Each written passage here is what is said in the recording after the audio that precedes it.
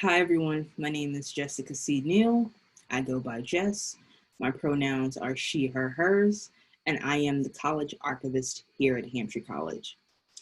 On the average day, being the college archivist can mean a lot of different things, but the number one task I'm charged with is preserving institutional memory and making it accessible to the Hampshire community and beyond.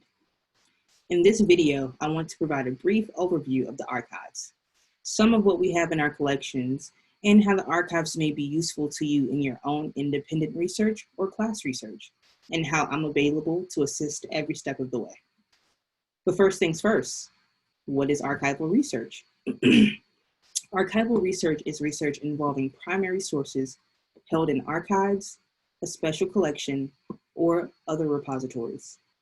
Archival sources can be manuscripts, documents, records, including electronic records, objects, and sound and audiovisual material.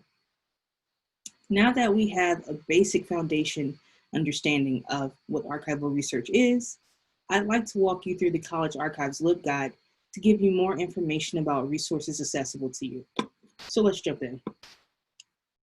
And I am going to share my screen here.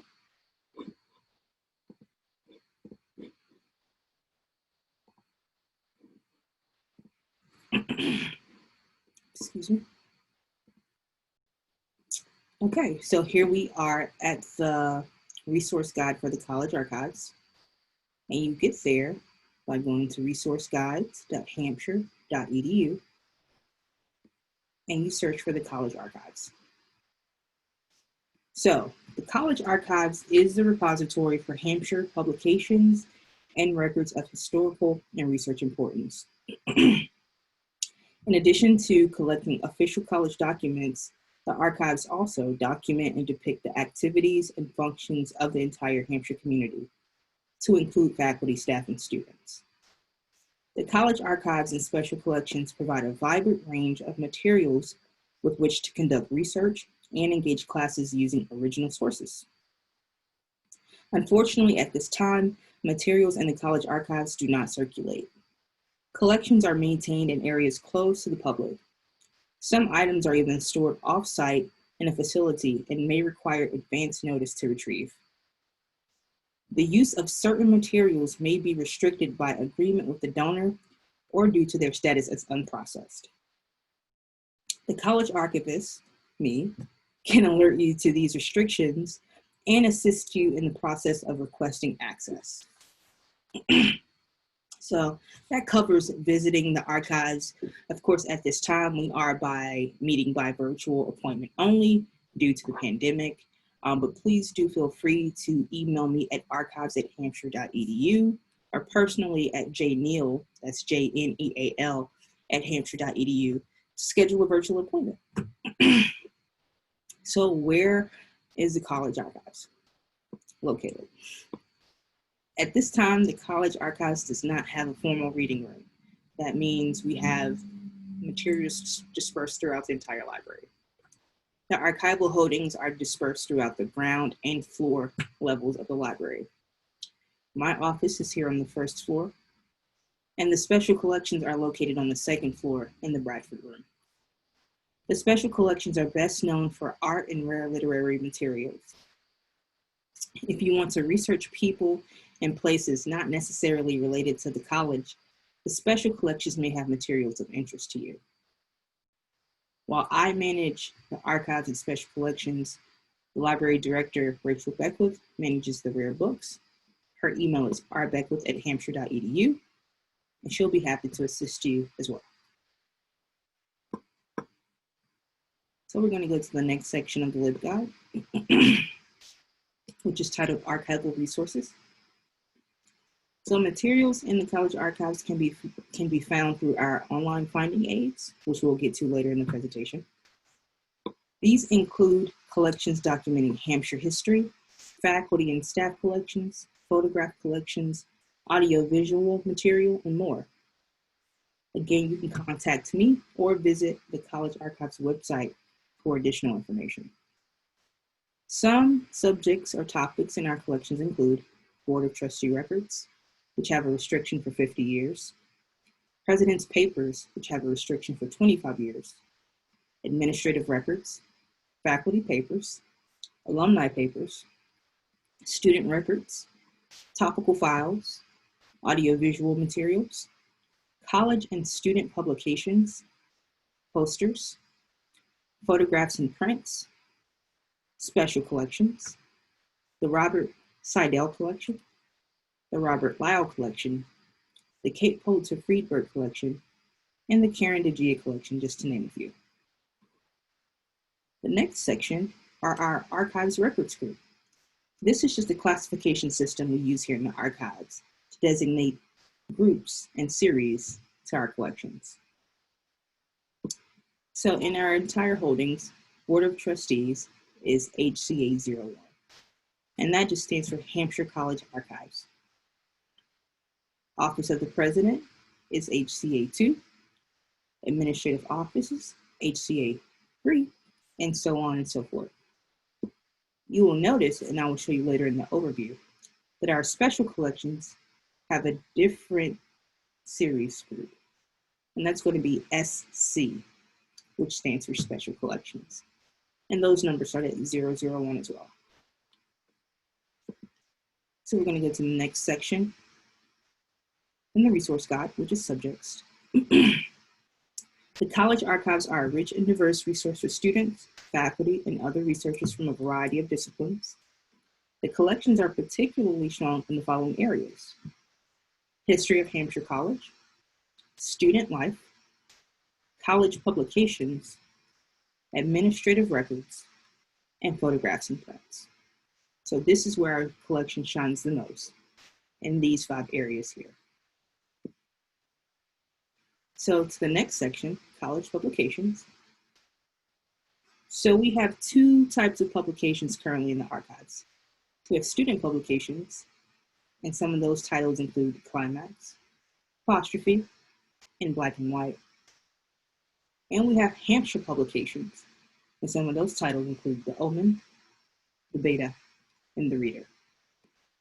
We don't have a full run of each publications, but we do have a nice set of editions. And these are available to be viewed in the archives by appointment. So the next section we're going to go to in the resource guide is finding aid guides. So we primarily use 4 platforms here in the library. In the library, but in the archives. The first we're going to go over is Archive Space. Archive Space is a web application for sharing information about archival collections. The College Archives uses Archive Space to create access for researchers to holdings, information via finding aids. And finding aids are just descriptions of resources in our collections. Archive Space may be browsed or in search by keyword.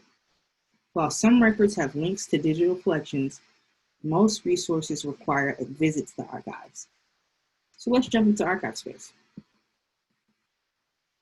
So this is what our interface looks like in Archive Space, and that can be reached by going to aspace.fobcolleges.edu. So you'll notice we share an instance with Mount Holyoke and Hampshire College. So we are Hampshire College. We share an instance with Mount Holyoke. So if you go to repositories, select Hampshire College, collections, you can then browse all the collections we have listed here in our archive space.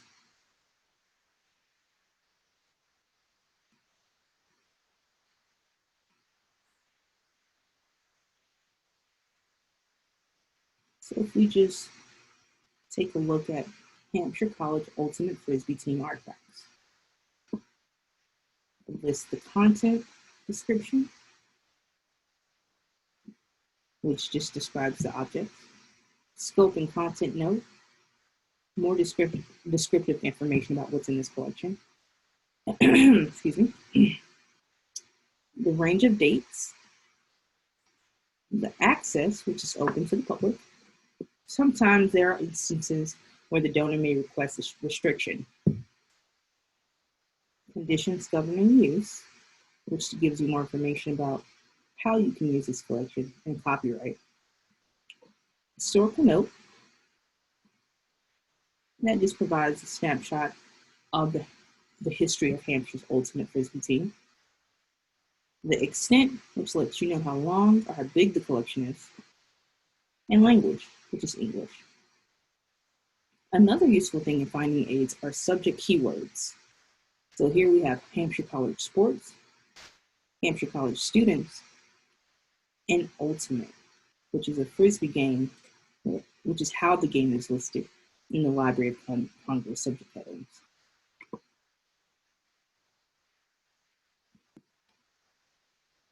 Here is finding aid and administrative info, and it just lets you know the author of the finding aid, which is myself, when it was created, the description rules, which is how we standardize our finding aids according to DAX, and English. So we'll go back to our resource guide and look at collections A through Z. So that is actually the library homepage. And so you can search the special collection in the archives by selecting Hampshire College Library, advanced search. Down here under location, you can change that to Hampshire College, Archives and Special Collections. And this is just a hack here that if you do all documents, and press enter, it'll reveal those 5,796 documents we have in our Hampshire College Archives and Special Collections. We won't spend time going through all of those today, but please browse at your leisure. Going back to the resource guide, we can take a look now at Compass. Excuse me. Compass is a centralized repository and platform for the 3 colleges to store, manage, and publish digital objects on the web. For researchers and campus communities, it serves as a single point of access for cultural and unique resources held by the partner institutions. Compass is a collaboratively developed infrastructure to support shared maintenance and stewardship of critical archival and scholarly material. So let's hop into Compass so you can get a feel about that interface.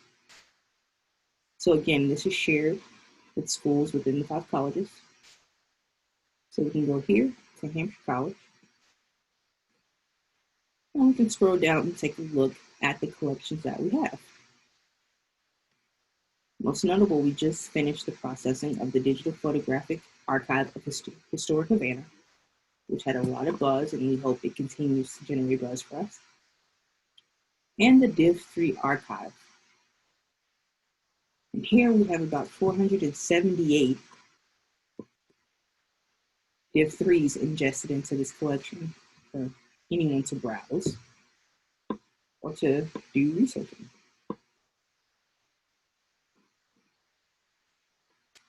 Our other collections include collections that are still in progress. The Iqbal Ahmad papers, the Commencement Posters collection, the Barbara Mettler collection, and general info about the archives and special collections here. So we'll go back to the resource guide.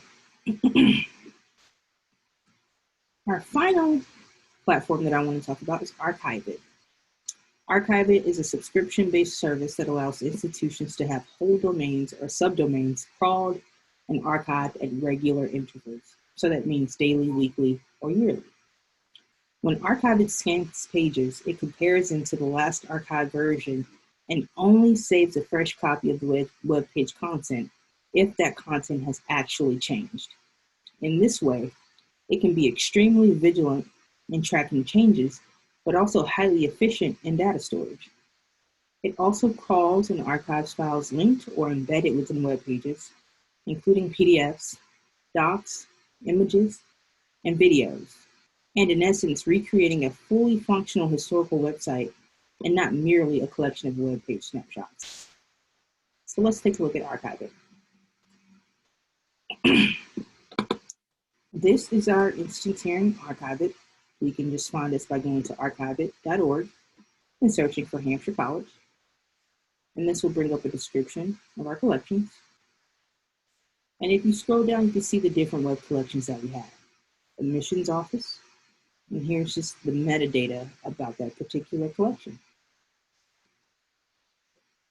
So the description here, the Hampshire College Admissions Office oversees application and admission while also assisting prospective students and their families in learning as much as possible about Hampshire as an institution.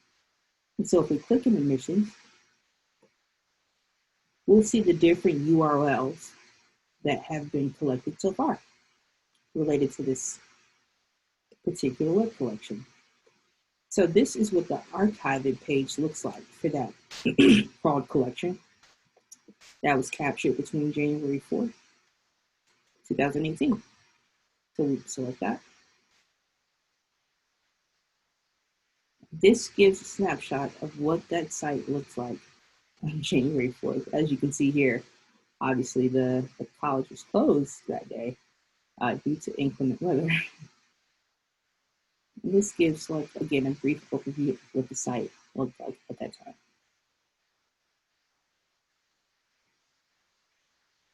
Archive is pretty cool. So we're going to go back to the resource guide.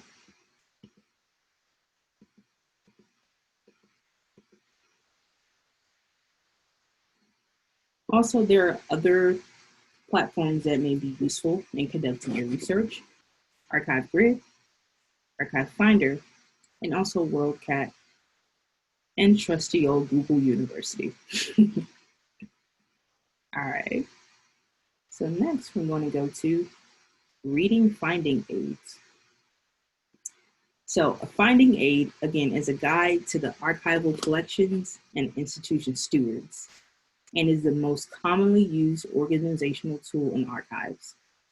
Often longer than a library catalog record, a finding aid provides descriptive information about what's in a collection and how you can find material. Though finding aids may differ depending on the institution or organization, they are key components of finding aid. They are key components that a finding aid must include to make it universal. Standard finding aids include biographical and historical notes, which is just the history section of the finding aid, and it will have a biography on either the person or family or history of the organization. This section will help you to understand the context in which these records were created and sometimes provide important background information. Next, a finding aid must include scope and content note. The scope and content notes in a finding aid will describe what will be found in the collection. It will tell you the type of material, for example, annual reports, correspondence, blueprints, etc. It may also tell you what not to expect to find in the collection. Lastly, a finding aid must include collection inventory.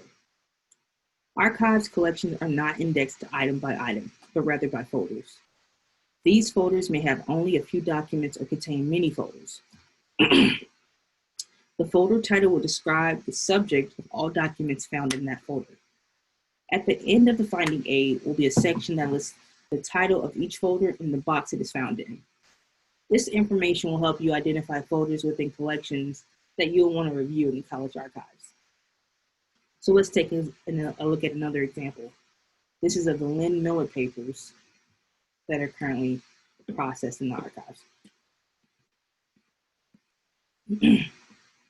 So here again, we have the collection scope and content, the dates, access, reproduction and publication rights, again, which gives you more insight into the copyright of the collection, the biography,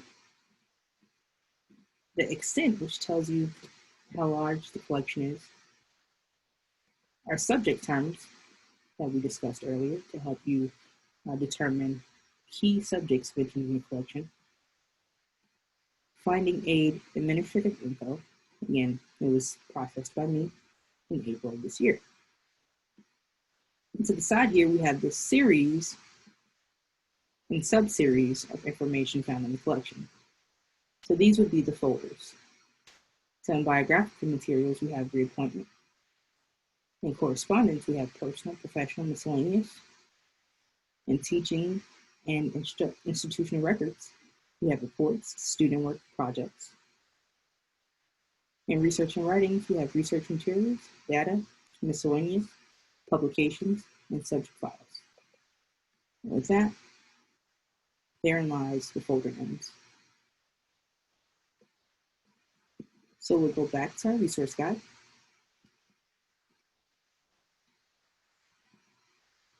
And lastly, we want to talk about collection, access, and use. So as I mentioned earlier in the overview, no materials in the college archives or special collections circulate, and they must all be seen by appointment. Rights and reproduction. Materials may be digitally scanned or photocopied as long as the process does not harm the original. All scans and photocopies are prepared by me or any archives assistant. Large orders may require several days to complete and charges may apply. In this instance, we're thinking about large items such as gift wreaths. In many cases, patrons may take their own photographs of items in the collection for use in their research, and permission is granted on a case-by-case basis. The college archivist may decline to provide photocopies whenever adequate alternatives are available within digital collections or other media. For instance, if I know an image exists elsewhere online and is accessible, I may point you in that direction, then recreating the file.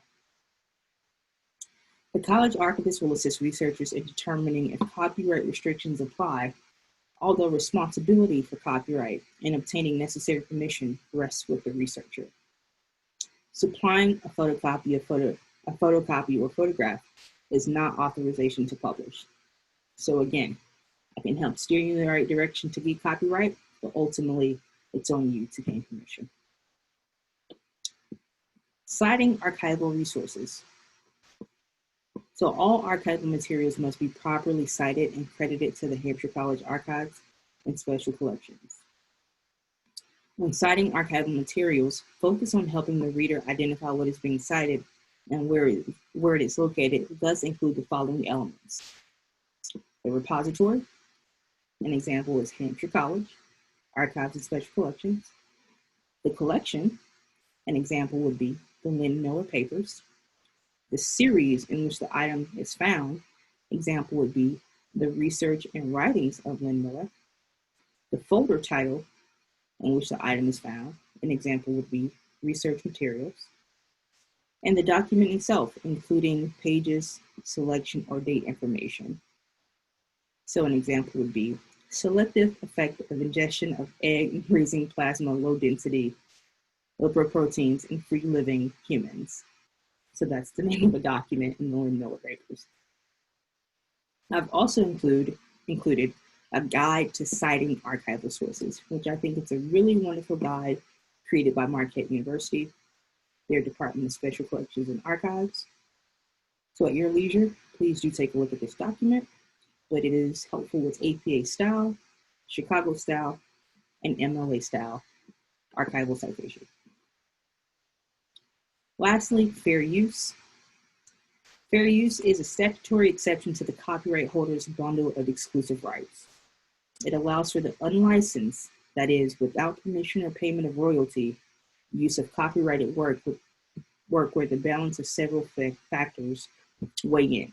Those factors include the purpose and character of the proposed use, the nature of work being used, the amount of work being used, and the effect of the use upon the market for copyrighted work. And so I've included 5 phenomenal resources for you to read at your leisure to better understand fair use. And if you have any questions, I'll be glad to assist. But please check out the guides by University of Minnesota, University of Pittsburgh, Columbia University Libraries, Boston College Libraries, and Harvard Library Office of Scholarly Communication. Thank you so much for your time you've given me thus far, and I look forward to talking with you on Class on Thursday. Thank you and take care. Bye-bye.